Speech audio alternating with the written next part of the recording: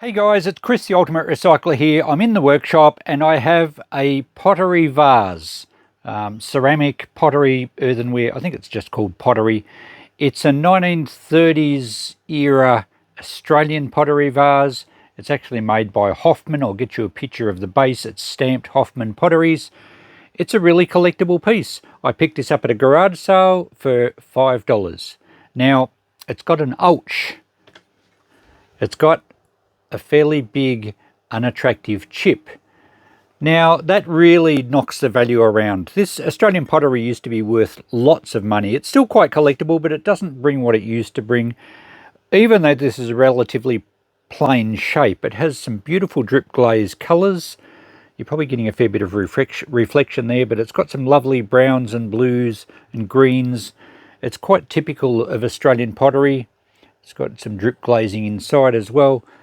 And some of the pottery pieces, especially with applied decoration from some of the potteries back in this era, are worth thousands of dollars. This one's probably, oh look, I would think as maybe $150 in good condition. Going back a bit, I'm not sure I'd get that now for it. I certainly wouldn't get anywhere near that with the damage. The damage knocks the value around a lot. Same with antique bottles, same with a lot of things, china, pottery.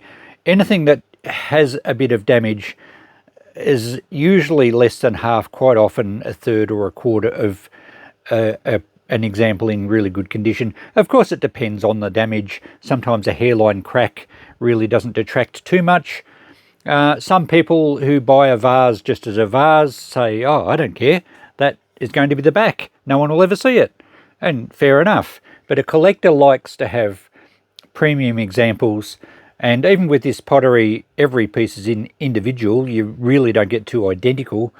A collector would like to have one that's not damaged. So in this video, you know me all as a fix-it guy. I like to have a go at fixing everything. I'm going to try and fix the vase. Now, I'm not going to hide the fact that it's repaired. I'm going to try and patch up the chip and make it a little bit more presentable. I am not out to deceive anyone. I will certainly be saying in my shop that it's been repaired, but I think it will make it a much nicer display piece, even for a collector, and it will improve the value. I don't know how I'm going to go. My secret with knowing how to fix things, and I've had people on my channel for a long time say, you know how to fix everything. Well, if the truth be known, I don't. I just have a go. Sometimes I'll do a bit of research and watch some YouTube videos. Sometimes I'll have a bit of experience. I have repaired a pottery vase before. In fact, it was a jug with a handle, and it was a paying job, and it was the first one I'd ever done, and the guy was absolutely wrapped. I only charged him $20. It probably took me 2 hours, but I learned a fair bit from it, and I'm confident that we can make this one look a lot better. So that's my secret to knowing how to fix everything. Just have a go. A failure means you learn something. Hopefully we don't fail with this one. I think I can handle a chip. Okay, here's a picture of the base, and it doesn't say Hoffman Potteries, it says Hoffman Australia. It's a very typical base from a circa 1930s era Australian pottery piece. And here's some footage of it on its side, showing the chip, probably in better light than you were looking at it before. And it's a fairly decent chip. It's like thumbnail size, a bit larger. It doesn't appear to have cracked. And the rest of the vase is in excellent condition, but it's certainly got a bit of a chunk out of the side of it. It possibly was knocked on the tap when it was being washed, something like that. But the rest of it's all good. Sometimes you see these drip glaze vases with chips on the base, and sometimes they happened when the vase was first taken out of the kiln, and some of the glaze might have stuck to the bottom, and as they pull it out, it actually takes a chunk out. That's not really considered damage because it's part of its manufacture, but this is certainly something that's happened during its life, and it is definitely damage. So how are we going to fix it? One video I watched a while back when I did my other pottery repair suggested this product called PC11, which is a white paste epoxy, and it is sandable, and it pretty well sets like a ceramic, and we should be able to fill the chip up to get the shape back, and we can sand it and hopefully feather the edges so that you can't see a line. And then we're just going to try some paint. So I just bought some cheap acrylic paints. I think it was on eBay or somewhere, I forget where I got them. They didn't cost me much, and if we can get some sort of rough colour match, we'll colour the PC11 once it cures and we've finished sanding it. And then I'm not sure how to finish it. I think maybe even a really short quick spray with a clear lacquer just to give the painted finish a little bit of a gloss. That's my plan anyway. We'll see how it comes up. First step is to give it a really good clean to make sure there's no loose material, no dust or anything, or no grease from fingerprints. And I'm just going to use some IPA. We'll give it a clean, let that dry, and then we'll mix up some of this, what was it called again? PC11. So I'm using IPA, which stands for isopropyl alcohol, and we're just going to give this a good swab out to make sure that there's no dust or loose debris or anything that's going to stop the epoxy adhering properly. This is probably a fairly old chip. It looks a little dark. Sometimes you can't really tell because the pottery might not be really white anyway. So we'll clean it up. It looks like it actually might have a very fine hairline crack through to that side. Barely noticeable, and it won't be a problem. But the main purpose here is using IPA or isopropyl alcohol. It leaves no residue, it evaporates completely and fairly quickly, and it should leave that nice and clean so that our epoxy can bond. So that should be dry very shortly. Let's mix up some epoxy now. Okay, this PC11 is a 2-part epoxy. So we need some from each end, and I don't think we're better off having more than we need. We don't want to have less than we need, or we'll have to mix up another batch. So I'm probably going to overdo it a bit. And I better wipe this down because we don't want to stick that in the other end or my tube of stuff will set. Ideally, I probably should have a separate little knife for doing this. Now, you've got to have the same amount. Obviously, it's a 50-50 mix. That looks about the same. I don't think it's critical enough that you actually have to weigh it or anything. Now, I forget where I bought this. Might have been on Amazon or something. If I can find a link, I'll put it on my Amazon store. And it's been probably 3 or 4 months since I used it, and I think it's got a pretty long shelf life. It certainly looks fine. So now we've just got to mix it together thoroughly, of course. So I'll be stirring this for a while. I don't know that it changes colour like some of them do.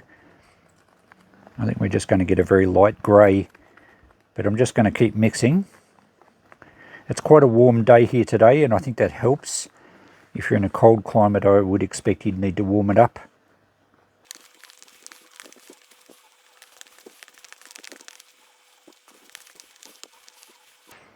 Okay, how is that for speed mixing? Rightio, I think we've got a pretty even consistency now. So if I can make sure you're still in shot, I'm just gonna spoon this on like I'm using a spatula, and I'm going to press it in, sort of work it into the actual pottery, just to make sure that there's no air bubbles and that it's really got a good grip on it. If you're doing a smooth surface, you would need to rough it up a bit, but I think the pottery by its very nature is quite rough. Now, it is sandable, but you don't want to have too much to have to sand off. And it may well be a case of sanding back and you might see a bubble or a bit of a cavity and you might have to refill it with a bit more. So I'll probably do a little bit more than I need to just to be sure. I don't really want to have to mix up another batch. And we had a fair bit missing from the rim, so we've got to make sure that's built up enough.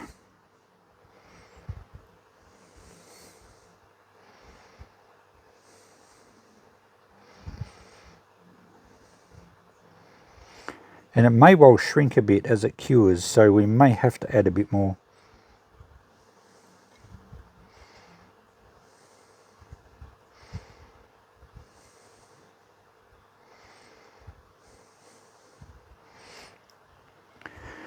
Right, now you can wet your finger or even put a bit of IPA on your finger, I think, and just smooth it a little bit. A bit of IPA should stop it. Yeah. That's working well. It's just getting it much more into shape without sticking to my finger. Alright, I think that's pretty good. We may have a little bit of a hollow there. Might just push it across a bit.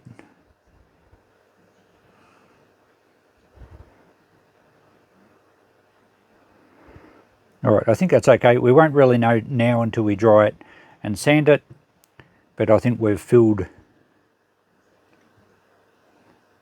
that area quite well. Okay, I can't do any more till tomorrow. Okay, back to this vase. Now the PC11 has well and truly cured. It's very hard, and I always like to leave the rest of the mixture on the tray just to make sure that I got the percentages right, and it did harden up. That's gone very hard.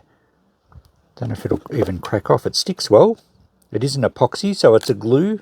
There we go, it does come off the plastic. But I know it's set properly, not only because of that, but because it's been about 2 weeks since I did it.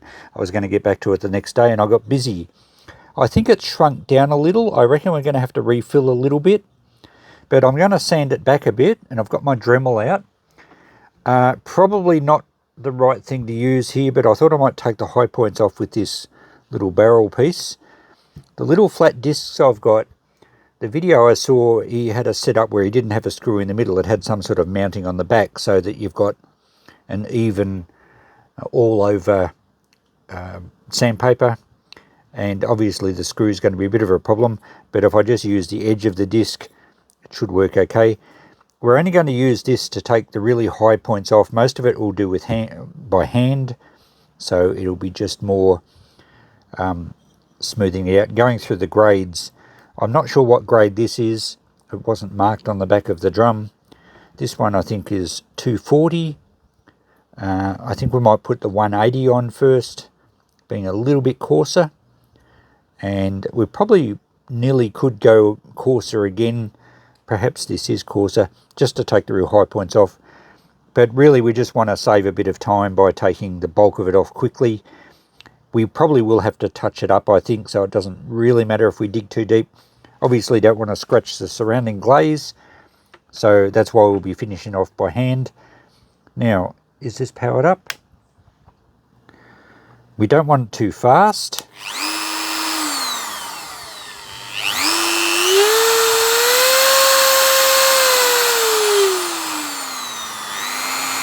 Probably about there, I think. And we'll see how we go.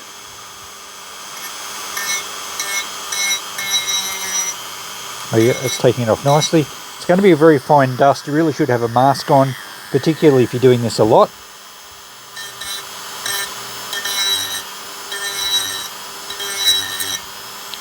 I'm not sure how the camera's picking that up, but it certainly is taking the high points off nicely.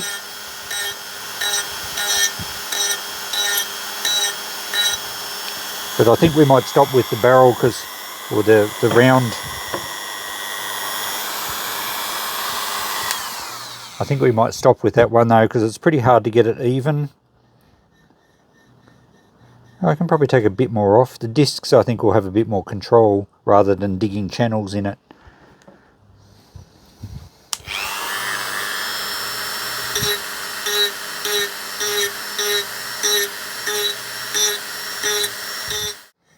Alright, it's still quite a bit higher than the rest of the vase, but I think we'll switch now to a disc, which will be a little bit finer. Okay, we'll see how we go with this. This is the 180.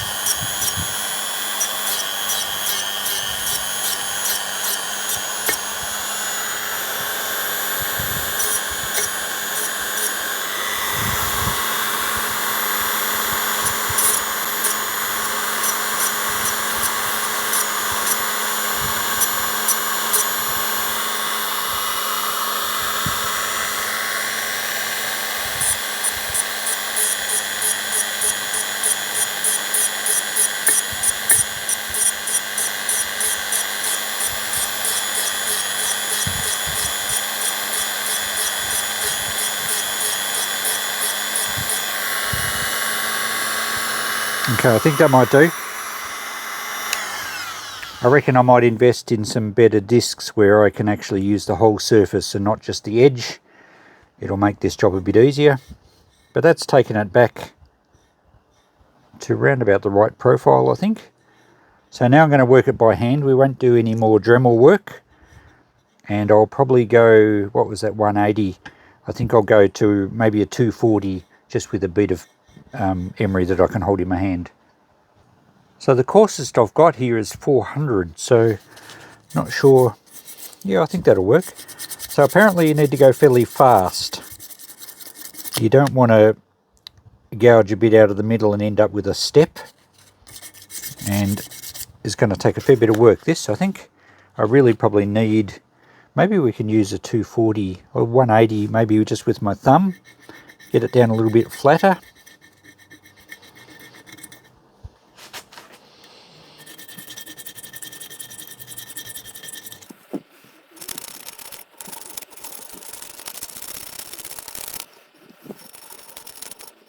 Oh, that worked okay. Now maybe we'll go to 240.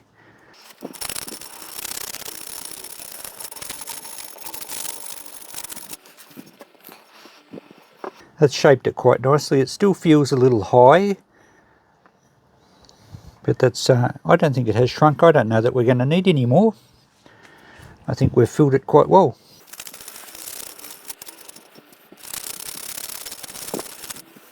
Right, it's getting closer to the glaze. I don't want to scratch the glaze around very much, so we'll go to our 400 and we'll work that for a while.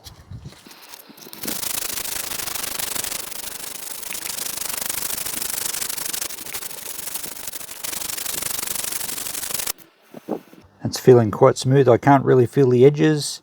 Feels like there's a little bit of a bulge there slightly, but it's shaping up quite nicely.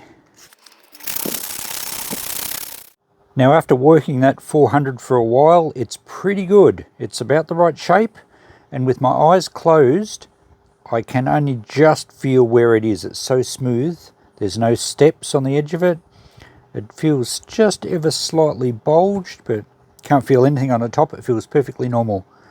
So I'm going to switch now to a finer grit. I have a 600 here. So we'll work this for a while. The glaze is okay. It's dulled off a little bit, and I think going through the finer grits will restore a bit of a gloss to the glaze because it's just getting so fine. I'll finish with one that's probably 2000, and that will almost leave the glaze and everything, just, you won't even be able to feel it. It'll be nice and shiny, almost glass-like, which yeah, should be good. Then we'll have to try and disguise it with some paint. So I'll work it with some 600 for a while.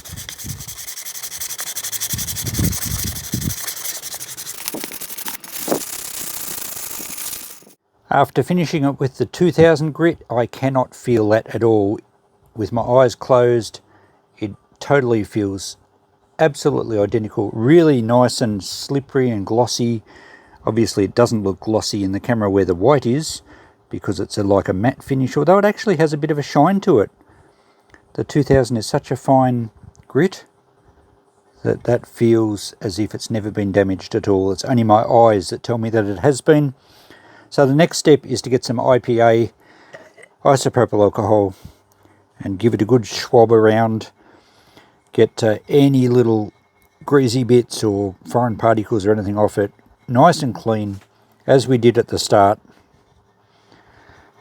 And then it will be ready to try some paint. I'll have to try and mix some. The edges are feathered really nicely. There's no lip at all. Perfectly smooth. Obviously you'd need to be more careful with the finer paper, probably even going finer again if you're doing fine porcelain. But for a piece of pottery, this is more than good enough. Now this is the trickiest part because I'm certainly not an artist, and well, I have done a bit of pencil sketching, but that's all been black and white. Colours, don't even like picking tiles for a house renovation or wall paints. I'm thinking though that we need to do a base colour of something fairly light. So we're probably going to go a yellow and a green and maybe a bit of white. And I'm just going to mix them around. This is the opposite side to what I used for the epoxy, so there's no worries there. And look, I'm just going to have a bit of a mix and a play and see what they come out like. I haven't opened most of these. And I don't know, very much experimental. So I'll just try a little bit. We need to whiten it up quite a lot. Let's put the white in. Oh, I have opened the white. And we'll see what that gives us. Mix it around with a toothpick.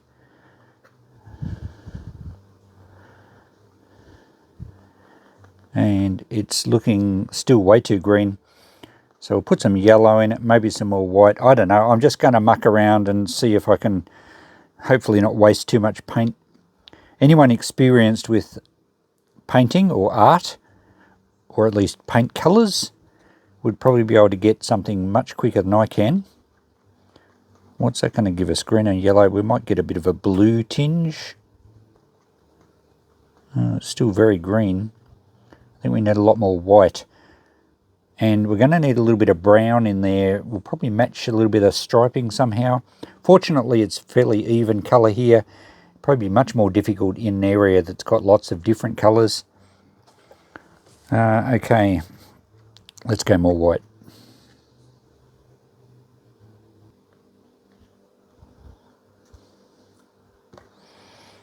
I'll keep using different toothpicks. And we might fluke it and get something that's close. That's got a bit of a mint green. That's probably getting a bit closer.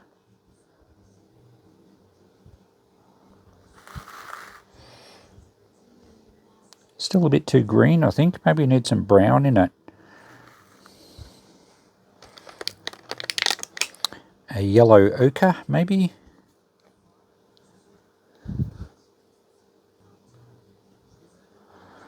Just a little bit of that and we'll see what it does.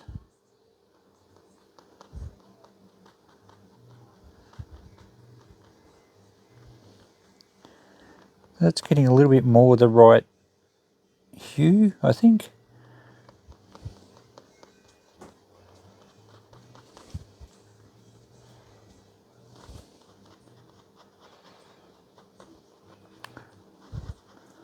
Okay, that colour is better for down lower.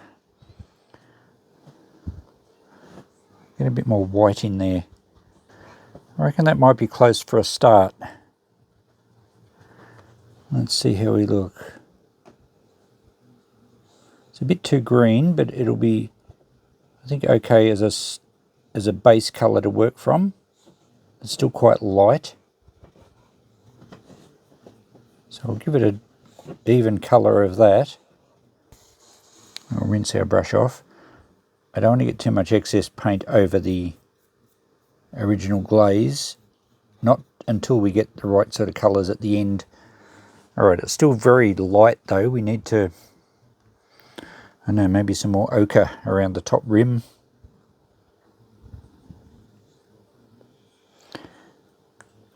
Anyway, you can see what I'm doing. I won't drag this out any longer.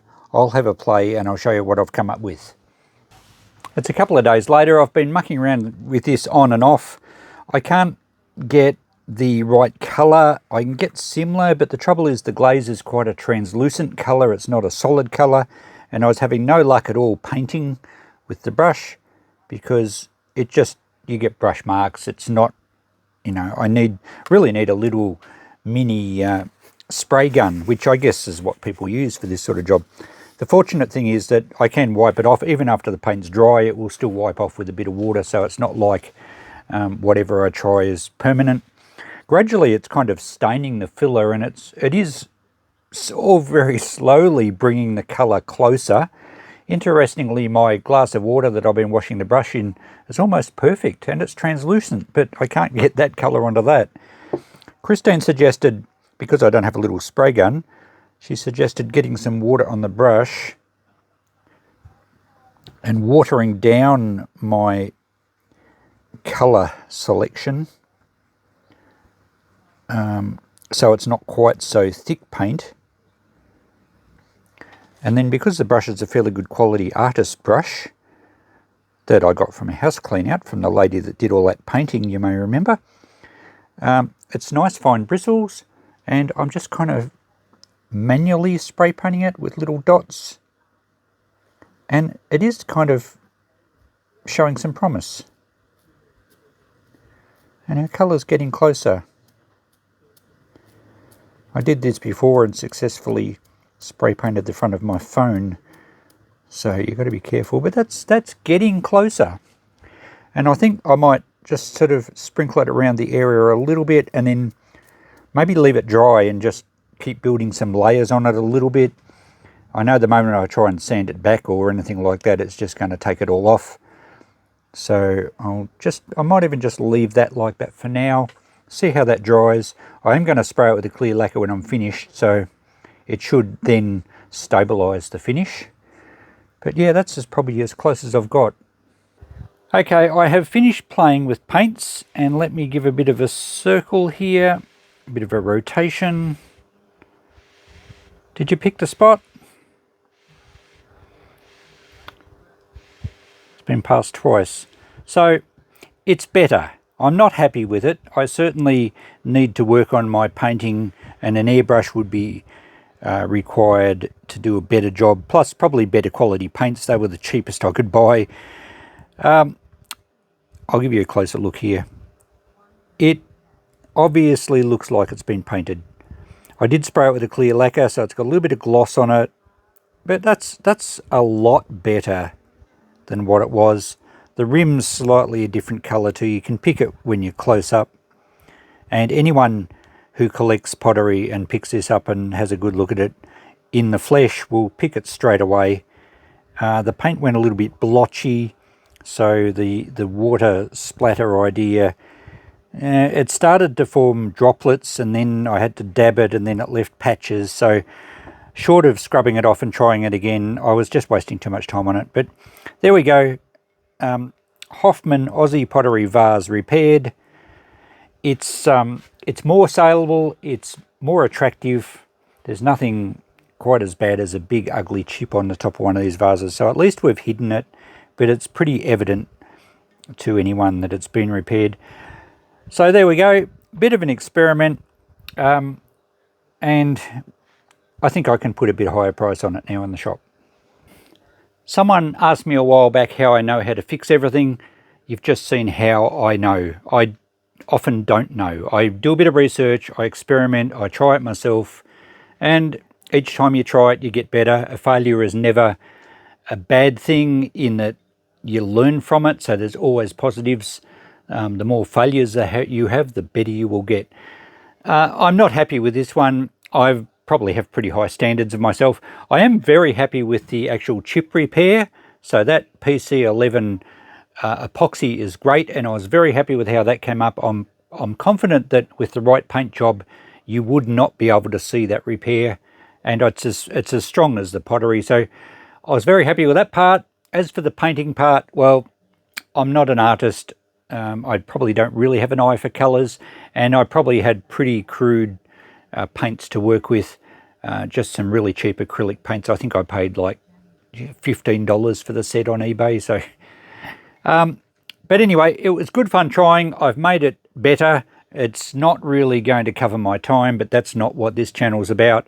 We just like to try and save things, try and fix things, and improve things. So there we go. I'm pretty happy that I had a go, and I'm fairly happy with the results, even though the colour isn't quite right. And I'm happy that I've learnt some more.